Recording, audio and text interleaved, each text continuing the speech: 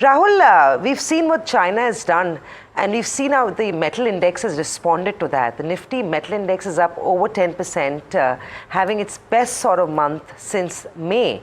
What are the bets? Are you buying steel? Are you buying aluminium?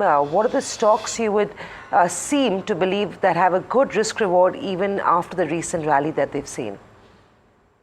Look, I think there's a lot happening in that sector. I think, one is, of course, as you rightly said, if the metals index and if China continues to be a huge producer and consumer of commodities, we are price takers. So from a macro standpoint, going back to your earlier question on the MPC, this could actually end up being inflationary for us if we have to import commodities and commodity prices are going up.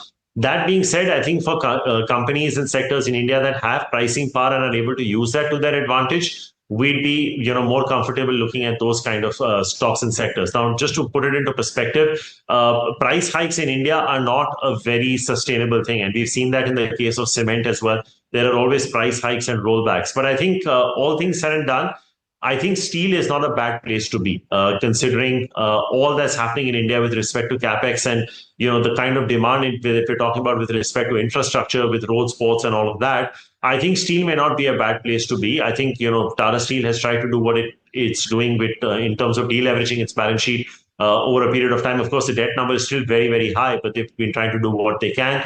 But I think that this is probably not a bad pocket of the market to be playing in. So if I was to be on the commodity side, I'd be more on the ferrous side at this point in time. But like I said, I think from a macro standpoint, having commodity prices under control actually helps us, because so many of our sectors, going back to cement, are consumers of pet coke, coking coal. So the lower these prices stay, they're actually better. But like you said, the stimulus, if it revives China's infrastructure building in a material way, then we could have a slight problem. But I think in India, on a relative basis, I'd be more inclined towards ferrous than non-ferrous at this point.